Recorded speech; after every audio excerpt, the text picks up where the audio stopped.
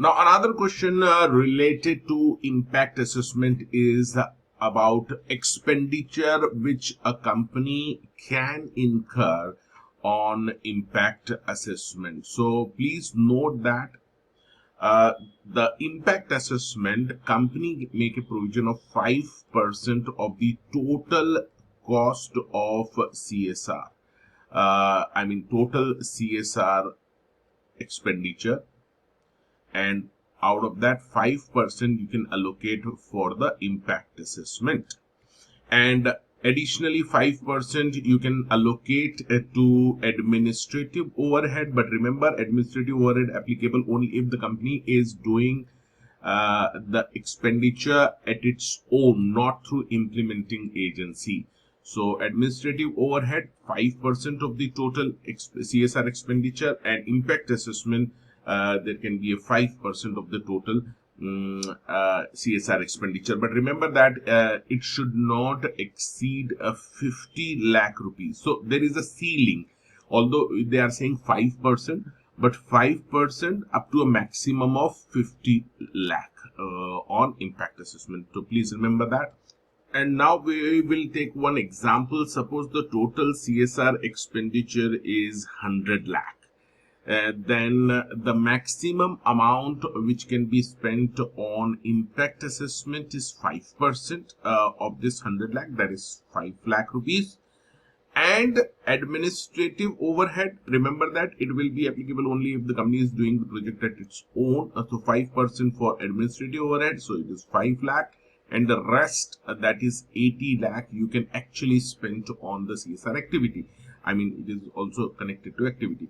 So this is how it will work out. Now, please remember there is a ceiling on impact assessment of 50 lakh. So if the total expenditure, CSR expenditure is 100 crore, for example, so 5% comes to 5 crore, but no. Maximum on impact assessment you can spend up to 50 lakh only. So this you have to remember. Hello friends, I'm CS Shantanu Pethe, your coach, and I have covered all the FAQs related to CSR in the form of playlist given in the description. But still, if you are working on CSR project and if you have some further queries or question, then you can type those in the comment section. I will try to respond to that as early as possible.